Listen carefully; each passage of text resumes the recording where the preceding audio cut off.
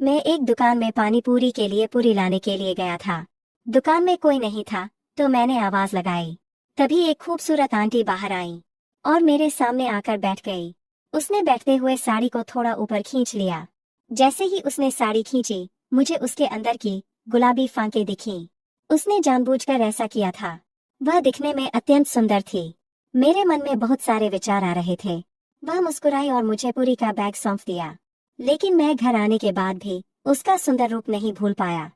Hello दोस्तों, मेरा नाम दीपेश है। मैं एक कंपनी में काम करता था।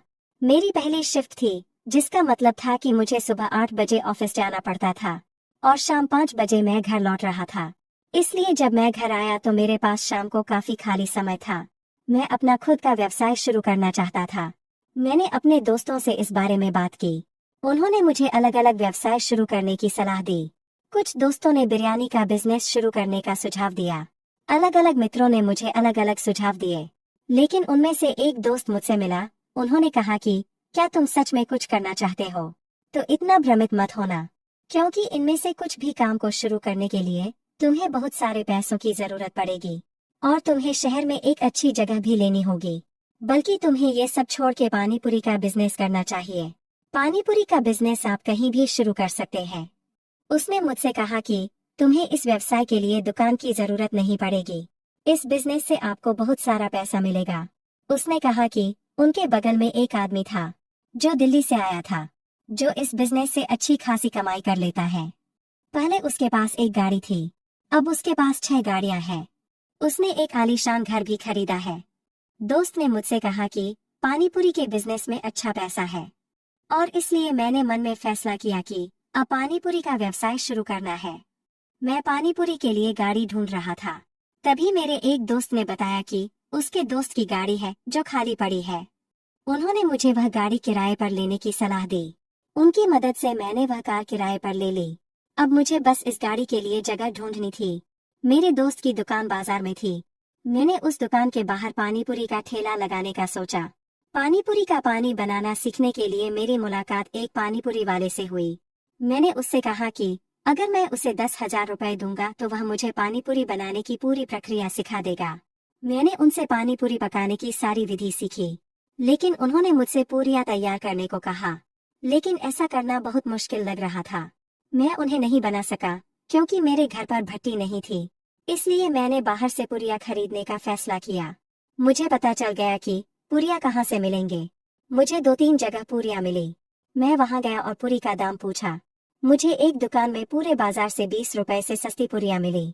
इसलिए मैं हर दिन उसी दुकान से पूरी खरीदने लगा। जहां मैं पुरिया लेने गया था, वहां एक पानीपुरी वाले ने अपनी गाड़ी सड़क के किनारे खड़ी कर रखी थी। उसका घर उनकी गाड़ी के पास ही था। तो उन्होंने मुझसे पुरिया को लाने के लिए उनके घर जाने को कहा।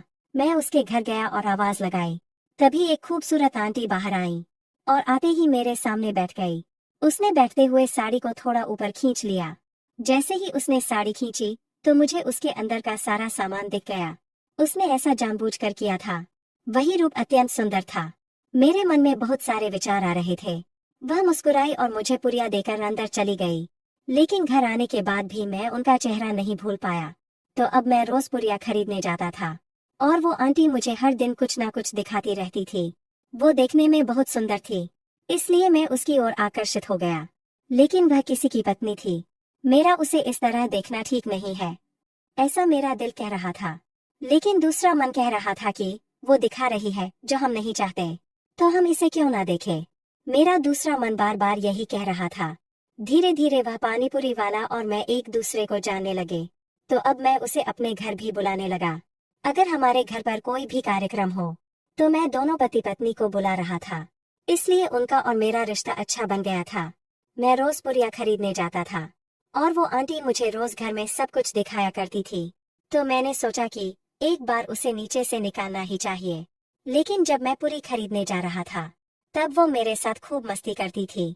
तो अब मुझे लगा कि वो भी मुझे पसंद करती है, इसलिए मैं उसकी ओर आकर्षित हो गया। अब तो पूरी लाना बस एक बहाना था। दरअसल मैं हर दिन सिर्फ उन्हीं से मिलने जाता था और वो देखने के बाद मुझे उठा उठा कर सब कुछ दिखा रही थी। तब मेरा मन प्रसन्न हुआ। वो दिखने में मेरी बीवी से भी ज्यादा खूबसूरत थी। साथ ही वह मेरी पत्नी से भी छोटी थी। तो मैं उसे पसंद करने लगा। मुझे भी वह अच्छी लगी। इसका एहसास मुझे अब हुआ, क्योंकि मैं तो उसे रोज ही देख रहा था और एक दिन मैं सामान नहीं ला सका, इसलिए मैं उस दिन उनसे मिल नहीं पाया, क्योंकि मैं हर दिन उससे मिलने जाना चाहता था और मैं रोज पूरी लेने के बहाने उसके घर जाता रहता था, उससे मिल रहा था। मेरे जाने के बाद वो मुस्कुराकर मेरा स्वागत कर रही थी, तो अब मैं रोज उसके घर आता जाता रहता था। एक बार मैं उनके घर पूरी लेने गया। उसने मुझे काफी कुछ दिखाया, लेकिन मैं उसे बार बार देख रहा था। वह भी इसे महसूस कर रही थी। काफी देर बाद उसने मुझसे पूछा, तुम हर वक्त मेरी तरफ क्यों देखते रहते हो? फिर मैंने कहा कि तुम ही तो हो जो मुझे अपनी तरफ देखने पर मजबूर कर देती हो। हर बार जब आप मुझे कुछ दिखाते हैं तो मैं आपसे नजरें नहीं हटा पाता। फिर उसने कहा, मैं कुछ भी दिखाऊं, आप उस पर ध्यान क्यों देते हैं? फिर मैंने कहा कि अगर कोई मुझे पिक्चर दिखा दे तो मैं देखे बिना कैसे रह सकता हूँ। जब मैंने उससे यह कहा तो उसने कहा, क्या तुम मुझ पर लाइन मार रहे हो क्या? फिर मैंने हाँ कह दिया। फिर वो बोली कि मुझे पता है कि तुम हर दिन जब भी यहाँ आते हो तो मुझे देखते रहते हो और मुझे यह पसंद है, इसीलिए मैं तुम्हें यह जानबूझकर दिखाती हूँ। जो बात मेरे मन में थी वही बात उसके मन में भी थी। उसने कहा कि उसका पति कोई काम का नहीं है, वह खूब गुटखा खाता है और रात को शराब पीता है, इसलिए वह रात में कुछ नहीं करता। वह मुझसे कहने लगी कि तुम मुझे पसंद आने लगे हो, इसलिए मैं तुमसे अपनी इच्छा पूरी करना चाहती हूँ। फिर मैंने कहा कि जब आपके पति घर पर है तो यह कैसे संभव है? फिर उसने कहा कि अगले दिन वो गांव जा रहा है, मैं उसके साथ नहीं जाऊंगी, मैं यहाँ अकेली रुकने वाली हूँ। अगले दिन जब तुम सामान लेने आओगे तो हम घर पर अकेले होंगे। मैंने उसे ठीक कहा और घर आ गया। तो अब मैं कल आने का इंतजार कर रहा था। अगले दिन मैं उसकी याद में बेचैन था।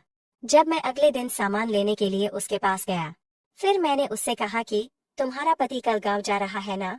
फिर उसने कहा कि हाँ, वो आज रात को जा रहा है, तो कल तुम पुड़िया लेने आ जाना। अगले दिन हमेशा की तरह आंटी ने मुझे एक सामान दिया और तुरंत कमरे का दरवाजा बंद कर दिया। अंदर हम केवल दो लोग थे। हम दोनों काफी समय से इसका इंतजार कर रहे थे और हम दोनों बहुत खुश थे, क्योंकि वह बहुत छोटी थी। मैं बहुत खुश था। मुझे वह मिल गया जो मैं बहुत समय से चाहता था, यानी मेरा सपना सच हो गया। मैं अंदर से खुश था और मैं अपनी आंटी से मिलने की खुशी का पूरा आनंद ले रहा था। इस तरह मैंने पूरा दिन आंटी को खुश किया, इसलिए आज का दिन मेरे लिए बहुत अच्छा था और उसका मन भी बहुत खुश हुआ।